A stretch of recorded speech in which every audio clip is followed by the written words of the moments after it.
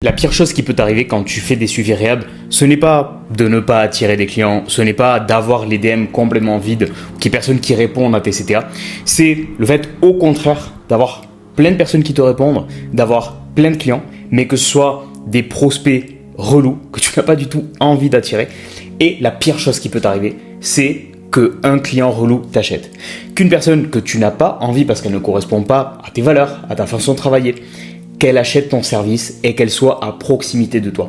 Les clients qui vont t'acheter, ce sont les personnes avec lesquelles tu vas être le plus entouré, avec lesquelles tu vas avoir plus de contacts, plus de proximité et que aussi toi, tu as le plus d'engagement parce que tu dois la fournir en service. Et quand tu as le malheur d'attirer une personne qui, déjà, ne comprend pas bien ce que tu fais, elle ne comprend pas à quoi elle peut s'attendre, comment tu fonctionnes, elle s'attend à quelque chose de complètement différent par rapport à ce que tu lui proposes, elle s'attend à que tu lui fournisses des solutions rapides qui soulagent complètement son problème qu'elle traîne depuis des années et que ce soit soulagé complètement en 2 jours, en 3 jours, c'est la pire chose qui peut t'arriver. Des personnes qui ne vont pas respecter ton temps, des personnes qui ne vont pas respecter ton travail. C'est la pire chose qui peut t'arriver, c'est d'attirer ces personnes-là. Ce n'est pas le fait de ne pas avoir des clients. Et si je te dis ça, forcément, comme chaque chose que je te partage dans cette chaîne, c'est parce que j'ai été là. Moi aussi, ça m'est arrivé. J'ai déjà vécu ça. Je comprends à quel point c'est relou. Et comme c'est un problème que j'ai eu, j'ai dû trouver une solution à ce problème. L'erreur que j'ai fait ici, c'est de penser que c'est un problème de ma niche. Moi, je travaille dans la force athlétique et j'ai de suite fait l'association de mais dans ma niche, il y a beaucoup de personnes jeunes, il y a beaucoup de pratiquants jeunes qui forcément ne respectent pas le temps de quelqu'un qui est un peu plus âgé qu'eux, qui a un travail, etc. Parce que ces personnes-là ne travaillent pas encore. Et c'est une erreur complète. Je n'avais pas du tout bien compris le concept de niche, de micro-niche et de créer un positionnement dans la niche. Donc, avant que tu changes de niche, avant que ça t'arrive et que tu aies envie de changer de niche, laisse-moi te dire qu'il existe des solutions, même dans ta niche, pour attirer les bonnes personnes. Les personnes, au contraire, avec lesquelles c'est un plaisir de travailler. Est-ce que tu as déjà eu un client ou un patient, que ce soit au cabinet en payant ou pas, avec qui vous êtes sur la même longueur d'onde? Ça se passe hyper bien. C'est quelqu'un qui respecte ton travail. C'est quelqu'un qui te donne pile la quantité d'informations qu'il te faut pour continuer de travailler ensemble. C'est quelqu'un qui, dès qu'il a un problème, il va te le dire, mais d'une façon, bref, synthétique. Il va te donner les informations nécessaires, pas plus, pas moins. Et en plus, tu sens que c'est quelqu'un avec qui, à la limite, tu pourrais être un ami ou tu pourrais aller boire un verre, un café à côté. Tellement c'est agréable. Ça ne veut pas dire qu'il faut devenir ami de ses clients, mais voilà, qui est vraiment une sensation de vraiment, c'est trop cool d'avoir ce client. J'ai pas envie qu'il parte en fin de suivi. C'est le but, c'est d'attirer des personnes comme ça. Je vais t'expliquer comment je suis passé d'attirer des personnes que je voulais pas du tout attirer et finalement que je les prenais parce que j'avais besoin de vivre de ça, mais honnêtement, je subissais un peu les suivis avec eux, à au contraire attirer des personnes avec lesquelles c'est un vrai plaisir de travailler et avec lesquelles, là, si on me redemande un suivi, ça serait avec grand plaisir de les reprendre. Je vais t'expliquer comment j'ai fait pour passer de ça à ça, pour que toi aussi tu puisses le faire. Donc ici, la question, c'est pas seulement d'avoir plus de clients, mais d'avoir des meilleurs clients. Mais en plus, ça va t'aider à avoir plus de clients parce que ça va te correspondre plus dans ta façon de communiquer, dans ta façon d'agir, dans ton positionnement sur les réseaux. Tu vas pile attirer des personnes comme toi ou qui te correspondent beaucoup plus. Et tout simplement, je pense que c'est le but aussi, c'est de se régaler plus dans cette activité. Si on fait ça, c'est pour attirer des personnes qui nous ressemblent, avec lesquelles on prend du plaisir à travailler et pour avoir une vie plus simple et une pratique de la kiné ou du coaching, peu importe ce que tu fais, plus épanouie. Donc on y va. Si c'est la première vidéo que tu vois de moi c'est Brian, kiné déconventionné, et abonne-toi à ce compte parce que je parle de comment tu peux développer tes suivis à distance sans forcément faire l'influenceur, sans vendre, sans être un marketeur, vendeur ou autre, mais via des principes et des valeurs humaines. Et pour rendre forcément ton activité plus simple, pas plus compliquée. Il y a plein de gens sur les réseaux qui veulent rendre ton activité compliquée avec des tunnels de vente super bizarres et super complexes. Et toi, t'es kiné et t'es humain et tu te sens pas trop à l'aise sur ça. Moi, je me sentais pas trop à l'aise sur ça. Bref, on y va. Donc, la première chose qu'il faut faire, c'est comme en kiné, avant de mettre en place une réhab, il faut analyser la situation initiale, mais forcément, il faut analyser l'objectif. Il faut définir ton objectif. Qui je veux cibler, qui je veux attirer. Et pour savoir qui je veux attirer, il va falloir aussi savoir qui je ne veux pas du tout attirer. Parce que c'est très important de capter ces informations-là. Si tu n'es pas capable de me dire clairement qui tu veux attirer, mais surtout qui tu ne veux pas du tout attirer et tu es prêt à dire à cette personne non alors qu'elle a l'argent sur la main, si tu n'es pas prêt de faire ça, tu ne vas jamais attirer les personnes qui te correspondent à 100%. Si tu n'es pas capable de rejeter, de laisser de côté une partie de gens, de l'autre côté, tu ne vas jamais être capable de réellement attirer et cibler un type de personne. L'erreur que font beaucoup de kinés, c'est qu'ils vont se nicher dans une démographie, mais pas dans une vraie niche ou même micro-niche. Et je pense que c'est de plus en plus important, vu qu'on est de plus en plus nombreux à se lancer sur les réseaux, qu'on ait tous notre micro-niche. Parce qu'on va tous attirer certaines clientèles, du coup, qui va nous correspondre. À chacun, ça va être différent. Parce que moi, ici, je travaille dans la force athlétique, ok, mais maintenant, il y a d'autres kinés qui travaillent dans la force athlétique. Et on peut tous être à peu près des experts similaires dans notre domaine, on peut avoir un même niveau d'expertise, mais moi, je vais avoir plus j'aime pas le mot méthode, je vais plutôt mettre vision sur comment on doit gérer l'entraînement, comment on doit gérer la réhab. Moi, je vais avoir ma méthode ou ma vision A, et un autre kiné va avoir la même chose, mais en B. Ça va être un tout petit peu différent. Donc, c'est très important que moi, j'attire des personnes qui correspondent à cette méthode ou à cette vision A, et ce kiné-là attire des personnes qui adhèrent à la vision ou à la méthode B. Ça peut être en quantité de séances, comment on doit répartir la réhab. Moi, je préfère par exemple faire des réhab plutôt en micro, c'est-à-dire en des petits blocs de 1/4 d'heure en fin de séance, des petites séances courtes mais intenses. Il y a d'autres kinés qui vont préférer peut-être le volume ou le fait de faire 3 grosses séances dans la semaine. Il y a des kinés qui vont préférer le travail de stabilité, de posturologie. Moi, en plus, le travail de réhab, de travail de capacité, ça va complètement être différent. Et c'est très important de ne pas avoir peur de mettre en avant notre façon de travailler, parce qu'automatiquement, ça va aussi servir de filtre. Moi, je ne veux pas attirer des pratiquants de force athlétique. Je veux attirer des pratiquants de force athlétique qui cherchent pile une solution qui ressemble à ma méthode, que la personne en tombant sur mon profil, en voyant mon contenu, elle se dise, il doit y avoir 2 possibilités quand quelqu'un tombe sur ton profil. Soit, tiens, c'est parfaitement ce que je recherche. Soit, deuxième possibilité, ce n'est pas du tout ce que je recherche. Si ton profil ne crée pas cette double impression, ces 2 possibilités, il y a un problème. Tu n'es pas assez positionné. Et c'est comme ça que tu finis par attirer un peu tout le monde, mais tu n'attires pas les gens que tu veux à 100% et tu te retrouves à attirer un peu tout. Et parmi un peu tout, il va y avoir forcément des gens avec qui tu ne vas pas prendre de plaisir à travailler ou des gens qui ne vont même pas comprendre ton travail. C'est pour ça qu'ils te demandent des conseils gratuits en DM. Parce que ils sont dans cette niche, dans ce secteur, dans la force athlétique, dans ton sport. Toi, tu es peut-être dans le crossfit. Mais déjà, ils ne comprennent pas ta méthode, ta vision, parce que tu ne la mets pas assez en avant. Qu'est-ce que tu ne mets pas assez en avant non plus? Tes valeurs, comment tu es, ta personnalité. Tu veux probablement attirer des personnes qui soient disciplinées. Parce que toi, tu es discipliné, parce que tu t'entraînes tous les jours, parce que tu es sérieux sur ta réhab, tu es sérieux sur tes posts, tu es réel, tu es quelqu'un de discipliné. C'est super. Mets ça en avant sur tes stories, pardon. Et au contraire, mets en avant en ce que tu crois. Voilà, j'y suis arrivé à le dire. Parce que probablement, tu crois que quelqu'un qui n'arrive pas à tenir sa réhab plus de 3 semaines, c'est un problème de discipline et c'est quelqu'un qui n'arrivera jamais à avoir des résultats. N'aie pas peur de dire ça sur ton contenu si c'est vraiment ce que tu penses, parce que automatiquement, tu vas filtrer. Il y a beaucoup de gens qui vont se dire « J'aime pas là ce qu'il m'a dit Brian parce que Brian, il est un peu dur et tout. » Non, c'est pas grave, c'est une personne que tu ne voulais pas de toute façon en suivi. Donc n'aie pas peur parce que ça va filtrer, ça va positionner, ça va segmenter. Et il y a des gens qui vont t'aimer moins, mais c'est des gens de toute façon que tu ne voulais pas attirer. Mais par contre, les gens qui vont t'aimer plus, ça va pas devenir seulement des clients. Ça va devenir des fans qui après vont te recommander à d'autres clients qui vont leur ressembler. Et c'est comme ça que tu finis par avoir des gens qui te correspondent et qu'à la limite, tu finis par les avoir par le bouche à oreille. Pas seulement par le problème que tu règles, mais sur comment tu le règles et par rapport à tes valeurs. Donc c'est très important que tu définisses, toi, quel problème tu règles. Précis, un problème précis. Aider les gens à aller mieux, c'est pas précis. D'accord ? Quel problème tu ne règles pas ? Quel problème qui pourrait survenir dans ta niche, tu ne règles pas ? Exemple, moi, je ne traite pas les problèmes d'optimisation de la performance, les gens hyper compétitifs. Je ne traite pas parce que c'est pas ce qui m'anime, honnêtement. Et c'est des profils qui vont demander beaucoup plus d'attention. Quel problème je règle ? Des personnes qui ont des douleurs, qui n'arrivent pas à ressoulever lourd et qui ont perdu confiance en leur corps. Donc c'est peut-être des personnes d'un point de vue compétitif, d'un point de vue performance un peu plus bas. C'est pas des athlètes de haut niveau ou des athlètes ou des jeunes qui ont l'ambition d'être dans le haut niveau, qui seraient un peu plus là.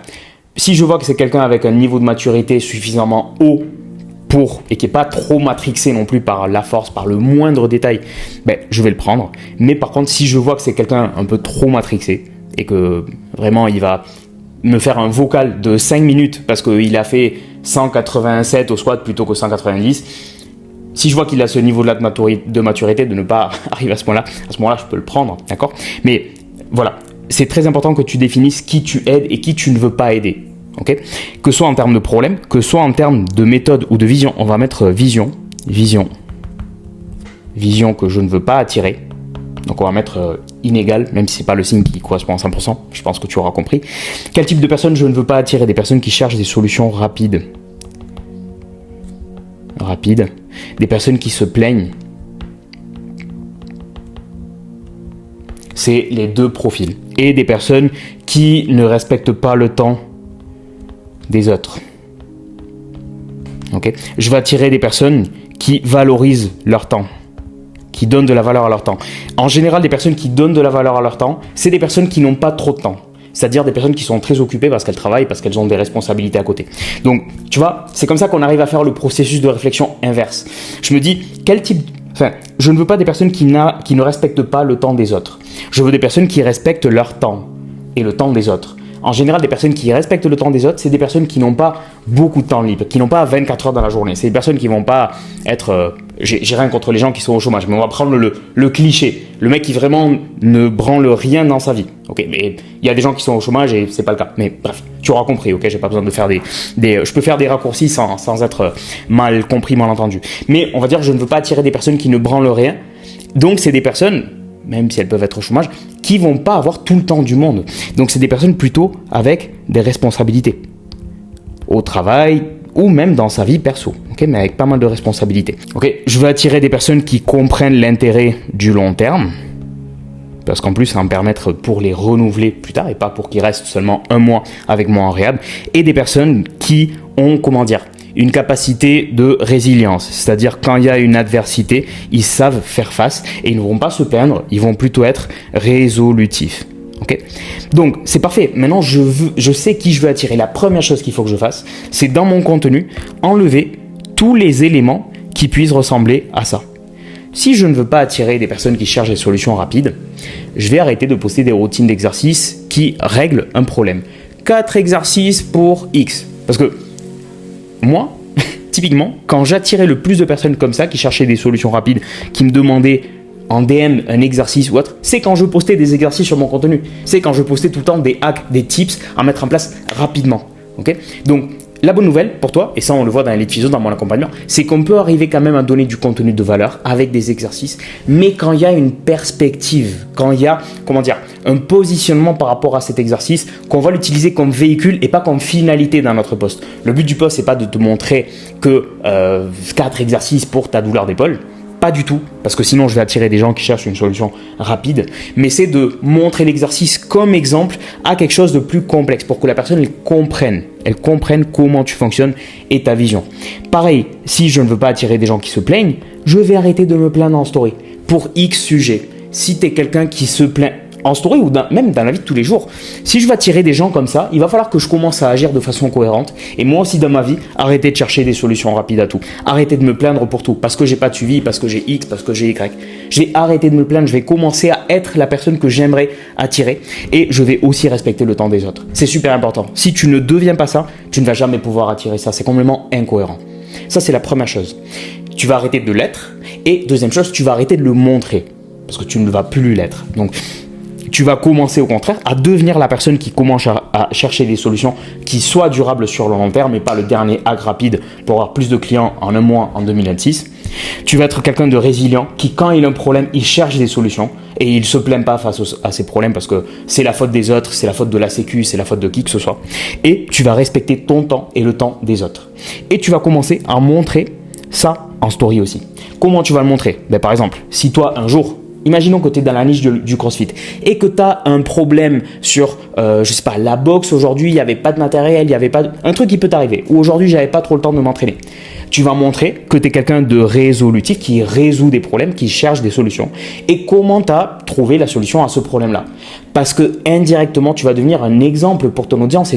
Il y a des gens qui vont être ça, qui vont se sentir reconnus dans toi, dans ce que tu fais, dans comment tu es, dans tes valeurs humaines. Et forcément, ces gens-là vont se rapprocher de toi. Et les personnes qui cherchent des solutions rapides, et toi, tu te positionnes contre ça et tu te dis « J'étais tellement stupide, tu vas pas le dire comme ça, mais moi je parle comme ça. J'étais tellement bête il y a un an quand j'ai eu mal à l'épaule et j'essayais de trouver des exercices sur Insta. J'étais tellement bête de croire à ça Je n'avais pas ce niveau-là de maturité et forcément j'ai compris à un moment donné que c'est pas ce qui m'aidait. Donc, tu vois, je suis en train de me positionner contre ce que les gens ne devraient pas faire ou le type de personne que je ne voudrais pas attirer via mon exemple, via quelque chose que j'ai vécu. Et je mets en avant la vraie solution, qui n'est pas une solution rapide, c'est sur le long terme. Et je commence à mettre en avant en fait ce que je veux attirer.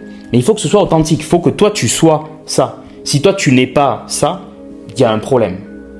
Ne fais pas l'imposteur, ne joue pas le rôle de dur, de discipliné quand toi tu sais très bien que tu n'es pas discipliné.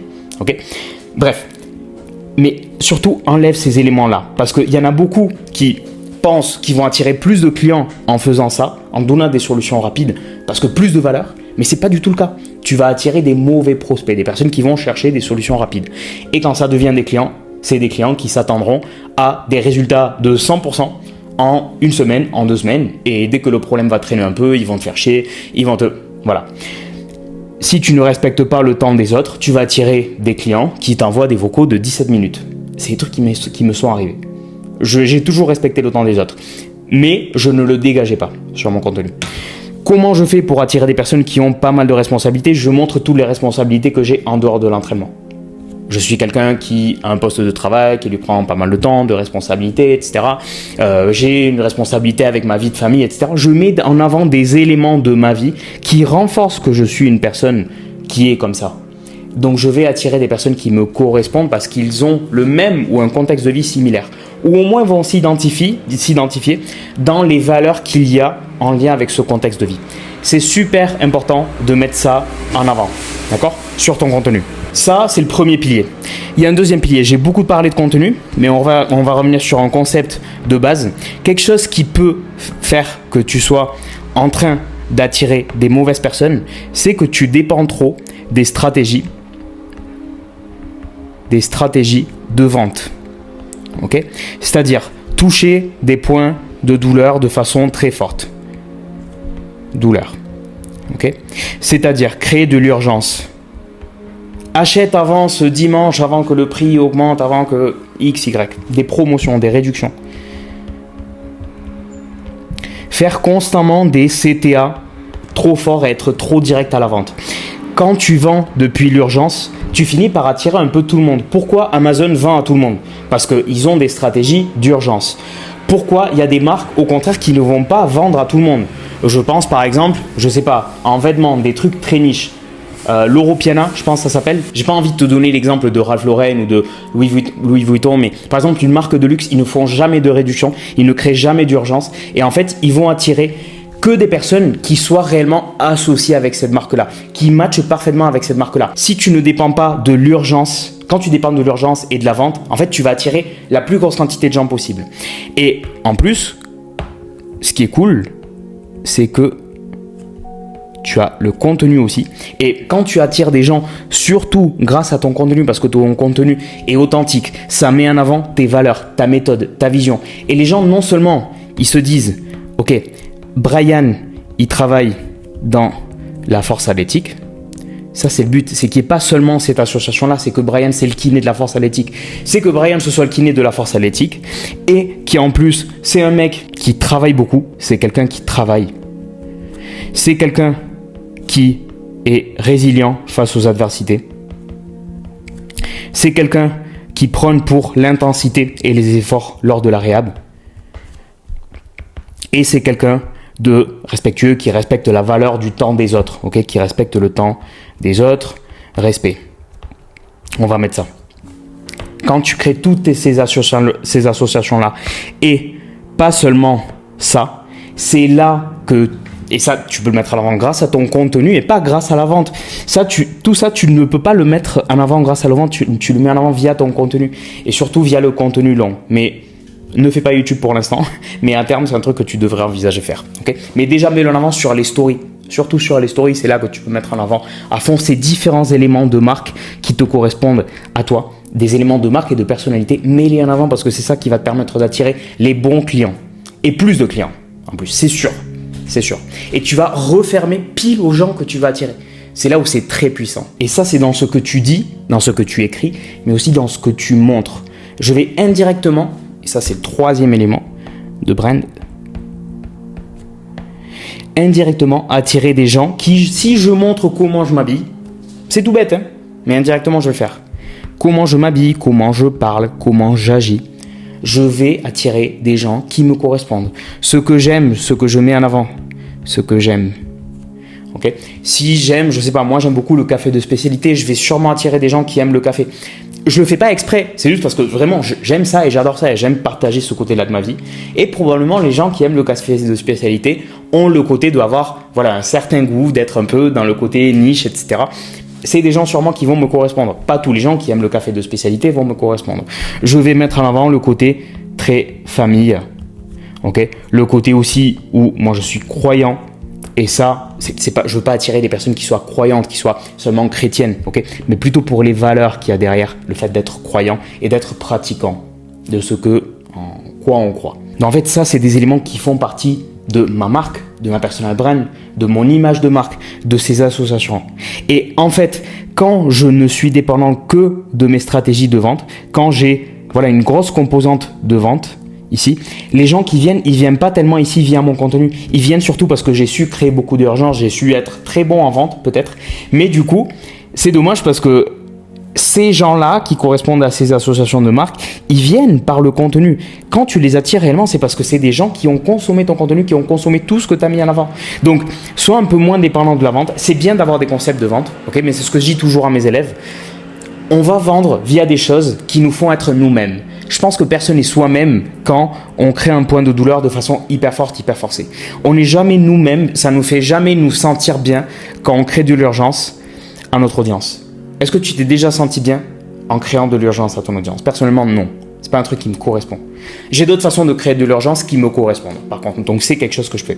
Okay, mais c'est pour ça que moi, j'agis toujours depuis mes principes, indépendamment de si je vends ou si je ne vends pas. Mais je vais toujours être fidèle à mes principes et à mes valeurs. Je ne vais jamais faire des choses qui ne me correspondent pas pour vendre plus. Parce que si je ne vends pas plus, je vais être pas content parce que je n'ai pas vendu et je n'ai pas agi depuis le meilleur Brian, la meilleure version de moi-même. Et si je vends, honnêtement, ça ne va pas remplir ce trou, ce dommage que tu t'es fait à toi-même. En n'étant pas fidèle à tes principes et à tes valeurs. Donc, c'est super important que tu sois, sûrement si tu es resté dans cette vidéo, tu connectes parfaitement avec mon message, que tu abandonnes un peu plus le côté stratégie de vente, ou qu'au moins tu le connaisses, mais que tu l'utilises de temps en temps, quand ça va vraiment te correspondre à 100%, et que tu commences à mettre un maximum d'efforts sur montrer tous ces éléments-là dans ton contenu. Je te donne, maintenant que tu es resté jusqu'à la fin de la vidéo, un dernier hack rapide. Je ne donne pas de solution rapide, mais en soi, ce n'est pas une solution rapide, mais c'est quelque chose qui vient renforcer tout ça. Okay, quand tu mets en avant des témoignages clients, et surtout les posts épinglés là que tu as, sûrement dans ces posts épinglés, tu as 2 cas d'études de clients qui ont avancé avec toi. Mets en avant tes meilleurs clients et tes meilleurs clients en termes de résultats, mais aussi en termes de je veux attirer ce type de personne. Si par exemple, maintenant, moi je voulais attirer que des médecins en réhab, je ne sais pas pourquoi. Imaginons que je vais attirer des personnes qui ont beaucoup de thunes. Okay, je vais mettre en avant des clients qui correspondent parfaitement à ce profil-là. Ça, c'est le hack un peu plus rapide, mais encore une fois, c'est pas parce que tu mets ça en place que la semaine prochaine, tu vas te retrouver avec ça. Mais il va falloir montrer constamment le type de personne que tu veux attirer. Mais finalement, ça revient au même. C'est montrer qui je suis, montrer que je suis le type de personne que je veux attirer, que je me montre tel que je suis et que je n'ai pas peur d'écarter le reste, honnêtement. Et aussi que ce soit via moi et via l'exemple de mes clients. Quel type de clients je vais attirer. Moi, quand j'ai commencé à mettre en avant des clients qui avaient pas 18, 19 ans, mais qui avaient 25, 26 ans, qui avaient un travail à côté, certains d'entre eux, des femmes, enfin une femme, des enfants, ou si c'était une fille qui avait un mari, des enfants, etc. C'est là où j'ai attiré des personnes d'un âge un peu plus élevé, qui avaient un peu plus de maturité, qui étaient un peu plus dans la même longueur d'onde que moi parce qu'on est sur une même étape de la vie. Je ne suis plus sur l'étape étudiant et j'ai rien contre les étudiants, mais on connecte un peu moins. On est moins sur la même longueur d'onde avec des étudiants qui soient en première année ou encore en lycée ou autre. Donc voilà, ça c'est le hack un peu plus rapide maintenant que tu es resté jusqu'à la fin. Mais encore une fois, c'est juste savoir très bien qui tu veux attirer, commencer à mettre en avant des éléments comme ça et ne pas mettre en avant le reste. Voire te positionner contre ce que tu ne veux pas attirer.